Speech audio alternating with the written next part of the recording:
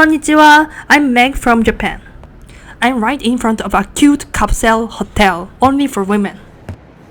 Capsule Hotel is a type of hotel developed in Japan that features many small bed-sized rooms known as capsules. It's my first time to experience Capsule Hotel, so I'm so excited. Here's 4 minutes walk from Akihabara Station. You can come here from Shinjuku, Tokyo, Asakusa Station for about 10 minutes by just using transportation. Also, it's actually very convenient because there are 3 convenience stores around here.